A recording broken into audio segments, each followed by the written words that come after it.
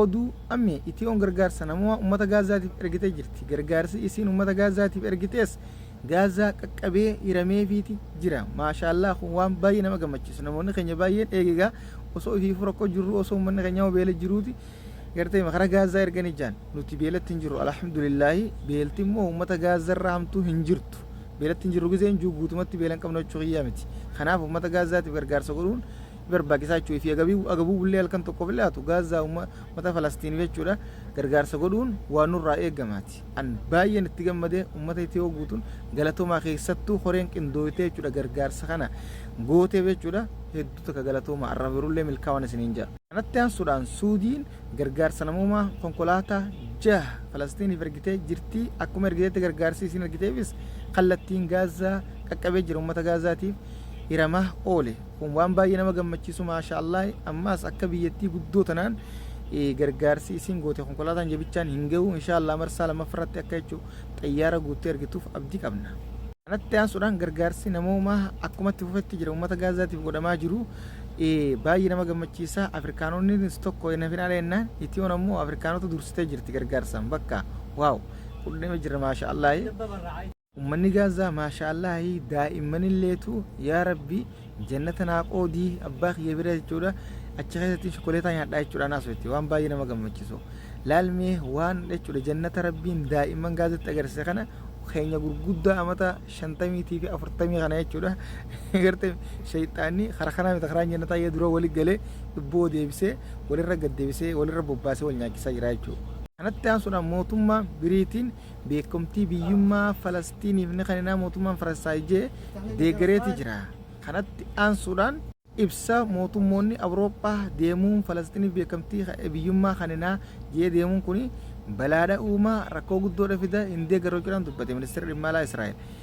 Faallaa kanaa immoo dura taa'aan mormitu Israa'el waraana gaazaa keessatti deemu jiru atattamaan Israa'el yoo dhaabu baatte balaa hamtuutu Israa'el mudataa jechuudhaan dubbate. Jiddumaamee subscribe godhaa gaalaa mallattoo gurraatti na tuquudhaan. Kanatti aansuudhaan mootummaan Israa'el Biniyaam Netanyaahuu beeltii takka jechuu gaazaa keessa hin jirtu uummanni beela'ee hin jiru jechuudhaan fiidii uuma jechuudha ragaa guutuu jiru miidiyaan guutuun gabaasaa jiru kana haaluu fedhe jechuudha. Kanarratti immoo Tiraampiis gaafatamnaan lakkii beeltii ni jirtan garuu hin beeku jee akka qabatamaan agaraa jirutti immoo beeltii ni jirti jechuudhaan dubbate.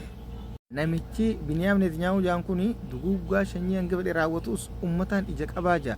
Kalees gargaarsa jechuudha uummata gaazaatiif afaan mi'eeffachuudhaaf xiqqishoo xayyaaraan godheetuma jechuudha nuti nagaya uumna garee Hamaasiitu wanna godhu jira jechuudha rakkoo tana uumuu jira da'oo nagaya uummata nagaya jalatti da'oo godhate jechuudhaan waan garee haasoo. Gurbaan kun dhiiroo yoomuma bu'ee yoo takka yooma du'ee garaan nu qabbanaa. Kanatti aansuudhaan Tiraambii buutiin akeekkachiise. Qoqqobbii lamadaa raashiirra keenyaa guyyaa 12 kanatti jechuudha ibsa nuti baafne yoo fudhachuu baate lola dhaabuu baate jechuudhaan dubbate. Kanarratti gaa buutiin maal deebisaa mallee laanne walumaan eeyna. Kanatti aansuudhaan mootummaan Biriitinii fi Tiraambii mootummaa Yukureen jechuudha kan amma aangorra jiru buusuudhaaf irratti walii galan yaada juutu amma miidiyaan baasaa jira. Kanatti aansuudhaan ibsa kaleessa Tiraambii jechuudha akeekkachiisuudha Iraan irratti baasee Iraan yoo jechuudha sochii eegalaa jirtu isii ka eegaltu kana itti fuftu ta'ee eegalaa jirtu kana itti fufte balaa hamtuutu isii mudate jee deebisaa laataniif jiran. Nuti qaama dhufee jechuudha nutu qaxxaamuu deebisaa cima laannaa Israa'eliif jechuudha. Ameerikaan yoo deebi'anii sochii lola haaraa nurratti eegalan taate nuti immoo deebisaa tolchineeti dachallaannaa fi likki galchine jechuudhaan dubbate. Tana dhiirtii jechuudha. Dhiira jechuun nama waan namatti hin buune namaas hin xuune daangaa namatti hin tarkaanfanne namas hin tarkaanfate immoo warteemi likki ofirraa galchitu if kabachiisu dhiirummaa itti agarsiiftudha. Naa taatee jirti Iraan. Ministeerri muummichaa Biriitiin fuulbana dhufu mootummoota gamtoomanii marii mootummoota gamtoomanii irratti biyyummaa Falastiin ni dubbannaa jechuudhaan dubbatee jira. Waaw yaa Rabbi dhugaa godhi. Uummata Falastiin kana bilisa baas. Oduun biyyoota alaa yookaan biyyoota giddu galaatii qabanne kana fakkaata gara oduu biyya keetti osoo deebinu uummanni Booranaa hawaasni xiqqaa fi guddaan dhiiraa fi dhalaan hiriira guddaa guyyaa irraan tana baate oole moyyaaleen teenya daangaaleen Oromiyaa kabajamuu qaba. Daangaaleen Oromiyaa muramee naannoo biraatiif hin kennamu saba biraatiif laatamu hin qabu nuti eegartee miti lafa teenya irratti ni dhumna lafa teenya jechuudhaan hiriira guddaa ba'aa oolanii waan gaariidha.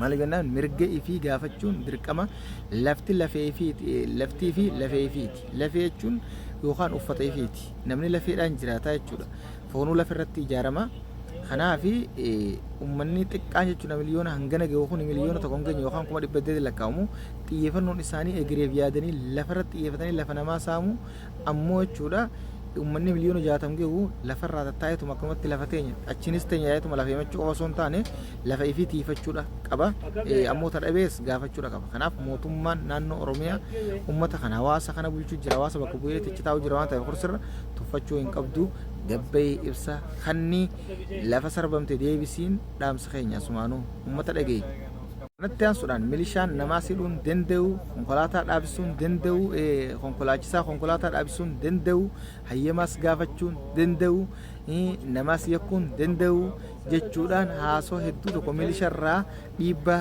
godhe jechuudha hoogganaa milishaatiin siyaasa sagantaa torbee caayaa jechuudha sagantaa caayaa torbee kanarratti akkana jechuudhaan dubbate akkasuma namoota hedduudhaas to'annaa yeroo olchine milishoota jechuudha kanneen jechuudha badii raawwatuudhaan yookaan shakkiidhaan yakkaman to'ataman garii jechuudha hidhaatti murteessaa jirra kaan ammoo bilisa baafnee jirra jechuudhaan akkanatti lafa kakkaa'ee jira ammoo yaadni inni jechuudha inni nama hidhuu hin danda'u konkolaachisaa konkolaataa gaafachuu hin danda'u dhaabsisuus hin danda'u jechuudhaan kaase kuni fudhatama ni qabaa yeroo kan kophaa harkaa yeroo kana kun ammoo na biratti hedduu fudhatama hin qabu haa ta'u garuu gaa dubbate hoogganaa milishaatiin seerraa walumaa galatti biyya teenya rabbiin nagee haa godhu hawaasaas rabbii haa tokkomsu akkasuma silaa jechuudha xiyyeeffannoon uummata keenyaatis namu daangaa isaa sarrachuu qaba akka naannootti waan qabu waan fedhallee dhabe walitti qabee gartee miti egereef yaaduuf daangaa isaanii shabkitti jarrachuu qaban guutuu akka fedhii akka yaada kiyyaate kuni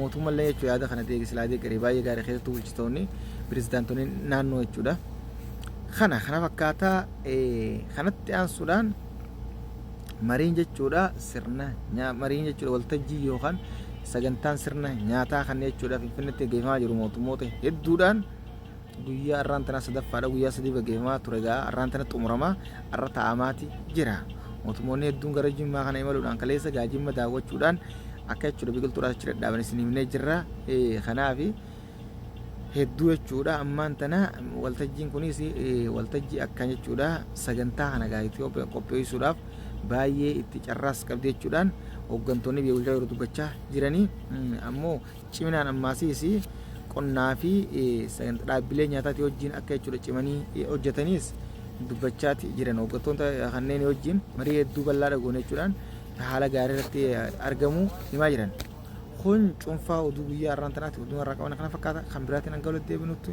sheer godhuudhaan facaasaa akkasiniif dhiyeessu oduu ammeeti oduulee dhugaa tan jechuu qabatamaa tan jechuu miidiyoota Oromoo hedduu dura jechuudha dursuudhaan isinii dhiyeessu akkuma harkaasii jirtan warreen hordofaa jirtan ni beektanii oduu takka jechuudha yoo jechaa'u dogoggore oggusaniin sirreessa dhiifama jee oduu sobaa takka akkaan hin gabaafne ni beektanii oduu dhugaa qofaan isin biraan ga'e namoonni haareen gama chaanala kanaa dhuftan ammoo laal laayikii godhaadha dura mallattoo gurraatti na tuquna subscribe godhaa san booda laayikii godhaa san booda sheeris godhaadha achi boodaan koomentiidhaas yaada jechuudha qabdan kanadha waan inni silaa isin irraa dubbachuu qabu niin dubbadha jechuudha tan dhimma na ilaallattuu fi uummata keenyaaf bu'aa qabdu taanaan kanaan isin hin jaa galatooma assalaamu alaikum